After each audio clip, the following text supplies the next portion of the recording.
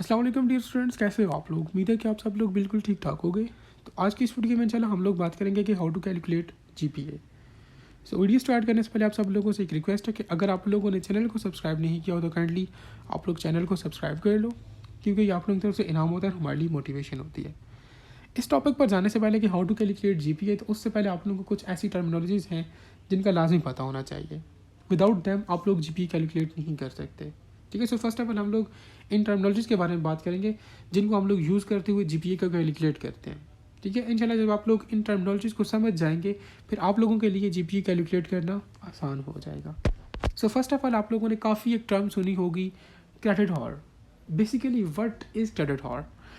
It is the unit of measurement used to indicate the amount of the instructional and learning time required to achieve the students' learning outcomes of college level course.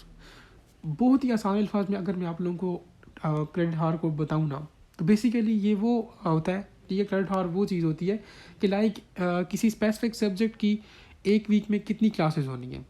ठीक है, उसको हम लोग credit हार कहते हैं। ठीक है, अब नेक्स्ट है हमारे पास कि how many hours in one credit hour. तो आप लोगों के पास एक क्रेडिट हार में 2 घंटे होते हैं। ठीक है, अब फॉर एग्जांपल एक सब्जेक्ट है आप लोगों का, उसका आप लोगों के पास लिखा हुआ है कि ये 2 क्रेडिट आवर्स है। दिस मीन्स दैट एक हफ्ते में उस सब्जेक्ट की आप लोगों की 2 क्लासेस होनी है। ये क्रेडिट आवर का मतलब ये है, सिंपल इज़ दैट कि एक हफ्ते में आप लोगों की किसी स्पेसिफिक सब्जेक्ट्स की कितनी क्लासेस होनी है। ठीक है, अब हर एक सब्जेक्ट का क्रेडिट आवर डिफरेंट होता है। ठीक है, जो इंपॉर्टेंट सब्जेक्ट, फॉर एग्जांपल कोई स्टूडेंट डीपीटी कर रहा है तो डीपीटी वालों के लिए एनाटमी फिजियोलॉजी इंपॉर्टेंट है, सो उस सब्जेक्ट का क्रेडिट हार ज़्यादा होगा एज़ कम्पेयर टू दिस। बाकी इंग्लिश, जो बाकी माइनर सब्जेक्ट्स हैं उनका कम होता है, मीन वीक में उनकी कम क्लासेज होती हैं। ठीक है, क्रेडिट हार का मतलब इन वेरी सिंपल वर्ड्स यही है कि एक हफ्ते में आप लोगों की किसी स्पेसिफिक सब्जेक्ट की कितनी क्लासेस होनी है। Simple is that. उम्मीद है कि आप लोग क्रेडिट हार को समझ गए होंगे। ठीक है, तो यही है क्रेडिट हार। नेक्स्ट हम लोग बात करते हैं लेटर ग्रेड्स। अब बेसिकली लेटर ग्रेड्स क्या होते हैं? ये सिंपल ग्रेड्स होते हैं। आप लोगों ने अक्सर अपनी रिज़ल्ट देखा होगा। ठीक है, जो प्रॉस्पेक्टस होता है, रिज़ल्ट शीट होती है, उसमें डिफरेंट सब्जेक्ट्स के डिफरेंट आगे मार्क्स लगे होते हैं, डिफरेंट ग्रेड्स लगे होते हैं, डिफरेंट जीपीएस लिखे होते हैं।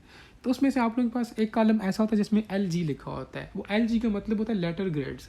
अब लेटर ग्रेड्स की डिफरेंट आगे से कैटेगरीज हैं। फॉर एग्जांपल कोई स्टूडेंट है किसी सब्जेक्ट में, एनाटमी में या किसी भी सब्जेक्ट में, वो 80+ मार्क्स लेता है, तो दिस मीन्स दैट उसका उस सब्जेक्ट में A+ ग्रेड है। अगर कोई स्टूडेंट जो है वो 75 से 79 मार्क्स के इन बिटवीन मार्क्स लेता है, सो दिस मीन्स दैट उस स्टूडेंट का A ग्रेड है। अगर कोई स्टूडेंट 70 से जो है वो 74 मार्क्स के इन बिटवीन मार्क्स लेता है, दिस मीन्स दैट उस स्टूडेंट का A नेगेटिव ग्रेड है। ठीक है, अगर कोई स्टूडेंट 65 से 69 के इन बिटवीन मार्क्स लेता है, सो दिस मीन्स दैट उस स्टूडेंट का B ग्रेड है। ठीक है, और अगर कोई स्टूडेंट 60 से 64 के इन बिटवीन मार्क्स लेता है, सो दिस मीन्स दैट उस स्टूडेंट का B नेगेटिव ग्रेड है। अब KMU में ये होता है कि 60 से नीचे वाला फेल होता है, 60 से नीचे आप लोगों का F ग्रेड हो जाता है।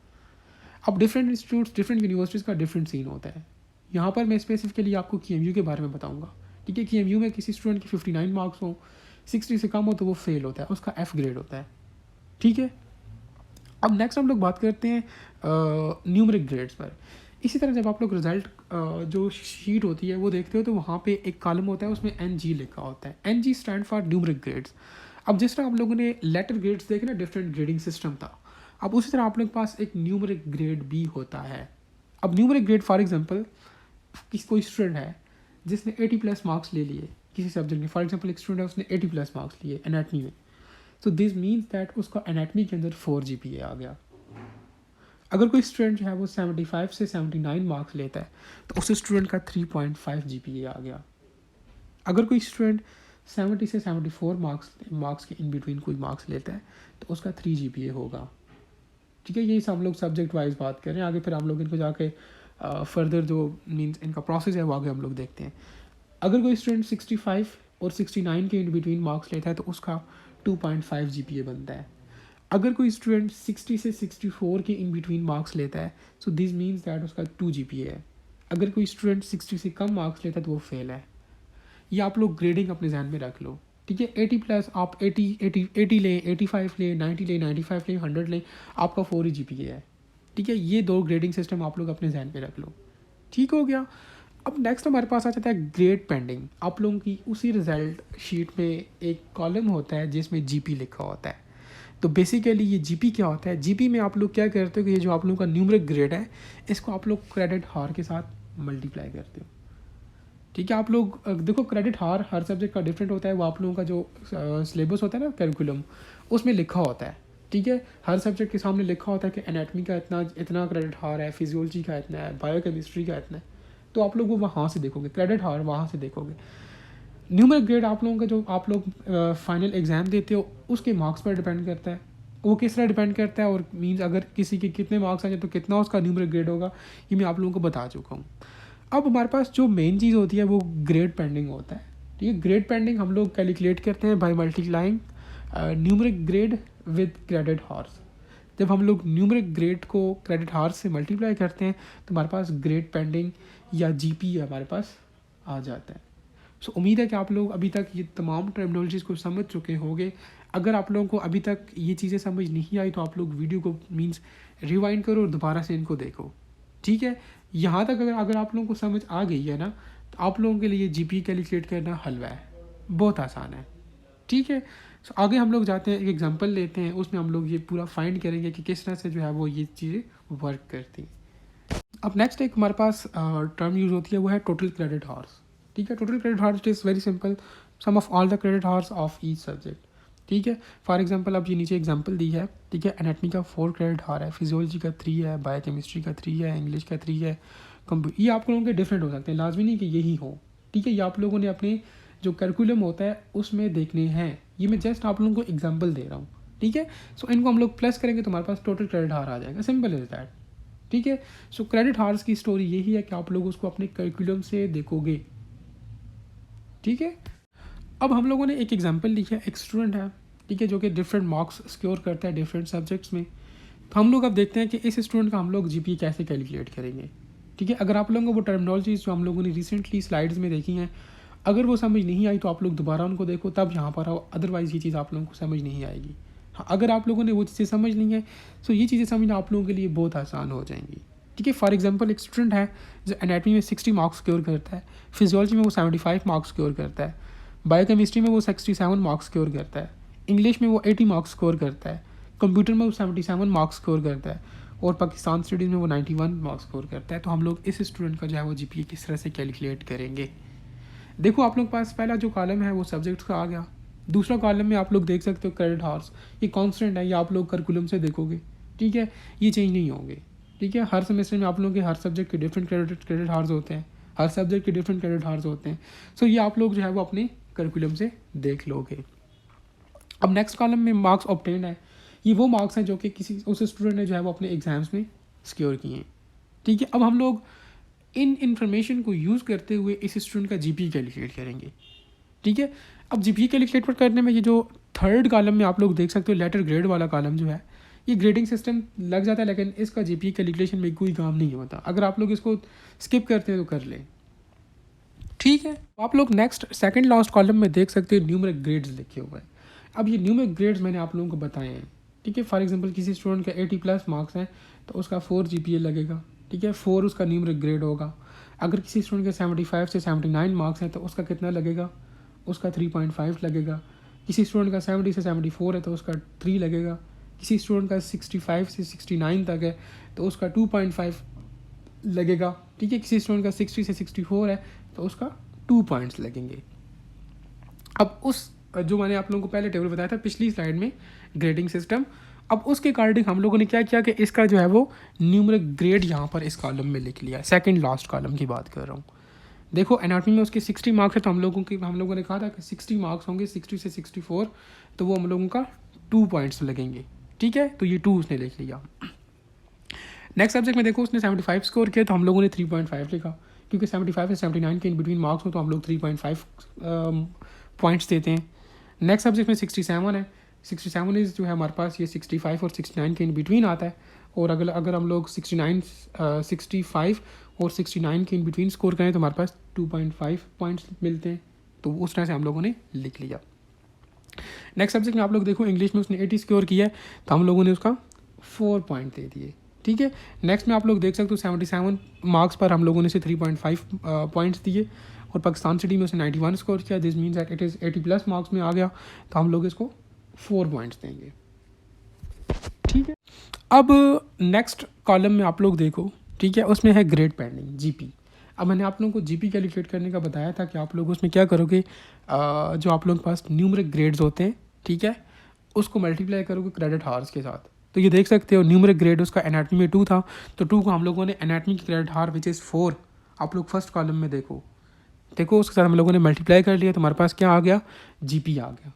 इसी तरह आप लोगों ने इन सारे सब्जेक्ट्स का जो है वो फाइंड कर लेना है। आप लोग फिजियोलॉजी का देख सकते हो, हम लोगों ने 3.5 को 3 के साथ मल्टीप्लाई किया, ठीक है। नेक्स्ट में हम लोगों ने 2.5 को जो है वो 3 के साथ मल्टीप्लाई किया, ठीक है। सो इस तरह से आप लोगों ने क्या करना है कि ग्रेड पेंडिंग जो है वो निकाल लेनी है। अब आप लोगों ने क्या करना है, आप लोग नीचे आ जाओ, लिखता है कि total number of credit hours. अब आप लोगों को पता होना चाहिए कि आप लोगों के total number of credit hours कितने हैं।